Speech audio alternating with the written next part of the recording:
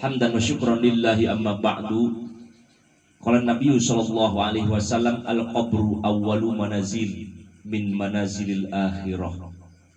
Sadaqallahul azim wa sadaqa rasulul habibul karim wa nahnu ala dzalika minasyahidin wa syakirin walhamdulillahi rabbil alamin. Akidah mengatakan syariat undang-undang mengatur dan menjelaskan ketika kita wujud sekarang ada, sebelum ada kita tidak ada, yaitu adanya di alam ruh. Sekarang ada, nanti tidak ada lagi, namanya makhluk, ada hidup dan mati. Innalillahi wa inna ilaihi raji'un. Hidup ketika di alam kubur. Ini sebagai akidah harus kita mengimani meyakini bahwa ada kehidupan setelah mati. Mas, Bang, mati mah hanya sebagai formalitas saja, sebagai pemisah. Mati mah namanya mati hanya pemisah alam doang, yaitu setelah alam dunia akan memasuki alam barzah, namanya alam kubur. Alam kubur itu ketika jasad manusia sudah dikebumikan, bukan ke Sukabumi, dikebumikan, maka dia akan bertemu namanya alam kubur. Alam kubur itu apakah seperti alam dunia? Sama seperti alam dunia. Kalau pengen tahu alam kubur, langsung silahkan.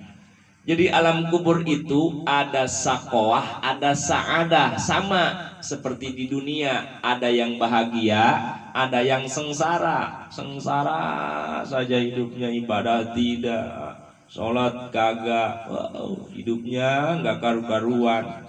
Ada yang bahagia juga, dikasih harta, dikasih anak, hidupnya ibadah, dia berusaha siang malam ibadah selalu hanya karena Allah. Begitu dia alam kubur juga, tetapi bedanya begini.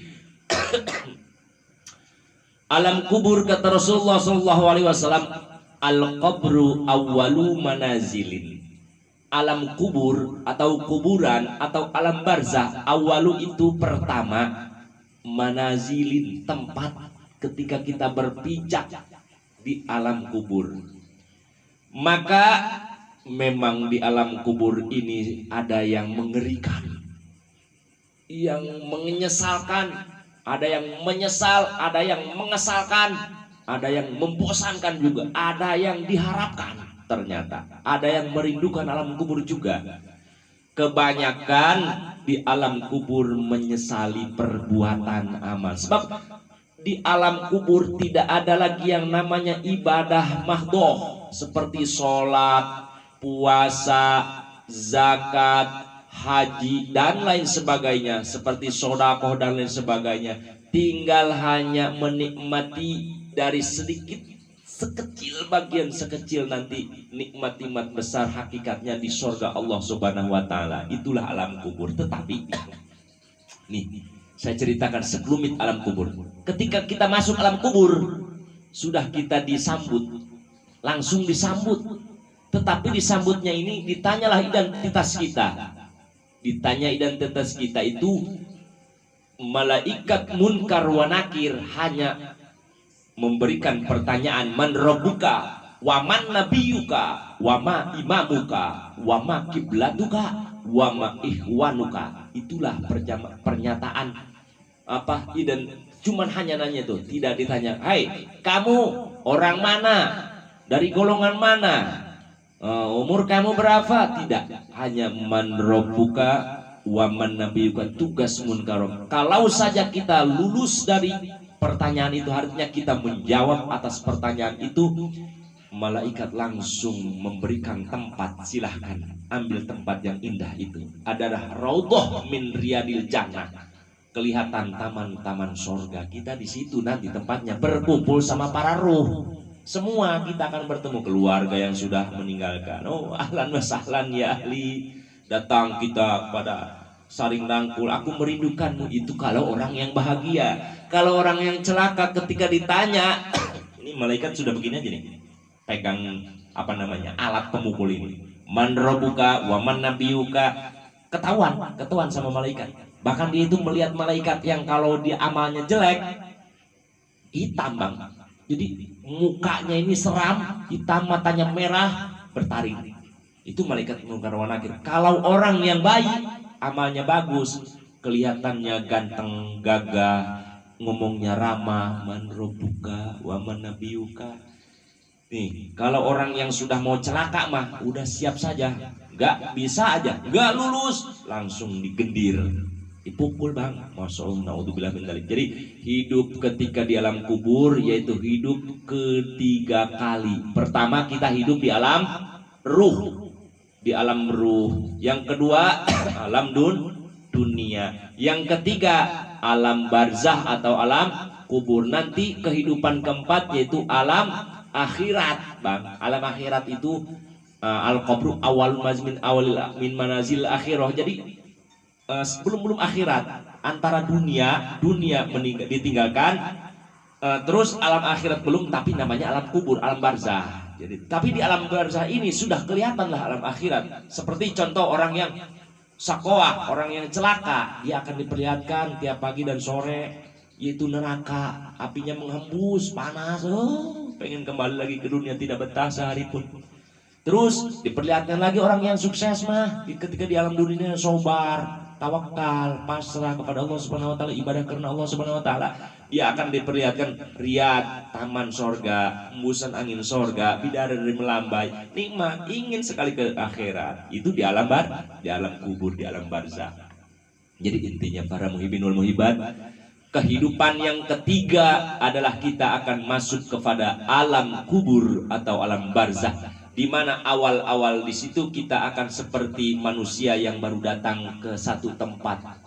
Kita pelengak pelongo, nanti ada yang nyamperin, cantik kalau laki-laki, kalau perempuan ganteng, kamu siapa, wangi banget, anak amaluka, aku ini amalmu bang.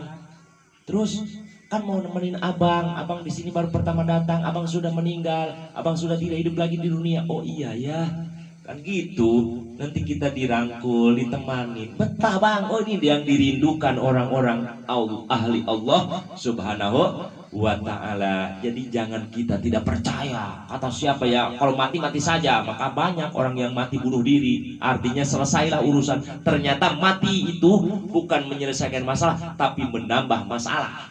Mati bunuh diri itu menambah masalah, bahkan lebih fatal hukumnya. Sebab itu laknat Allah yang dilarang oleh Allah. Jangan kau mati itu dalam keadaan su'ul khotimah atau mati bunuh diri. Na'udzubillah min dzalik. Hidup ketika di alam kubur kita seperti halayak, seperti biasa manusia, kita berkumpul bertetangga. Terus kita bisa dibuka hijab alam dunia pada saat-saat tertentu ketika datang ba'da asyar yaumul jum'ah atau malam Jumat yang dinamakan, itu hijab bagi orang-orang soleh akan terbuka antara alam kubur dan alam barzah. Melihat keluarga, oh iya alhamdulillah keluarga saya soleh solehah, mendoakan, saling mendoakan. Dia mengiringi Fatihah mendapat kenikmatan. Dia pun mendoakan kepada ahli dunia, dia mendoakan maslahat kepada ahli dunia. Semoga engkau hidup berkah, hidup kembali nanti ke akhirat ke Allah Subhanahu wa taala dalam keadaan husnul khotimah. Amin ya rabbal alamin. Jadi saling mendoakan, ada hubungan-hubungan ketika dibuka hijab. Jadi jangan engkau tidak percaya tentang hidup ketika di alam kubur ada kehidupan. Ada yang diistirahatkan juga bang. Ada yang dihidupan itu datangnya setelah beres yaumul akhirat. Nih. Jadi ketika dia datang, ahli-ahli kubur diistirahatkan saja. Tidurlah kalian. Kanomil ursi, seperti tidurnya pengantin. Wah, indah sekali tidur pengantin. Bang, pernah pengantin pertama malaman pertama bang, tidurnya itu sangat nikmat sekali. Kenapa? Sebab itu nanti diibaratkan di alam barzah, di alam kubur. Kita disuruh tidur saja sama malaikat, sama bidadari-bidadari. Tidur, wahai sayang, dikelonin. Kita tidur saja. Itu tidak merasa panjang waktu di alam kubur menunggu dunia ini kiamat. Ternyata dia bangun-bangun sudah.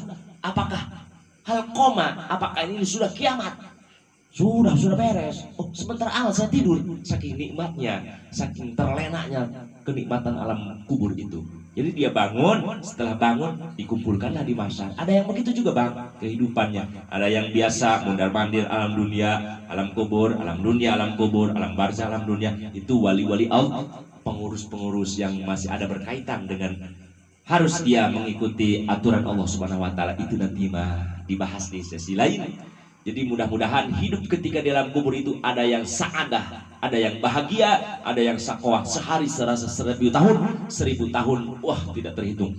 Jadi mudah-mudahan kita hidup ini baik, nanti di ujung hayat kita juga husnul khotimah baik, sehingga kita akan mendapatkan di alam yang ketiga, yaitu alam barzah, alam kubur. Kita mendapatkan kenikmatan-kenikmatan alam kubur. Mudah-mudahan kita berdoa. Hadanallahu wa iyyakum ajma'in. Assalamualaikum warahmatullahi wabarakatuh.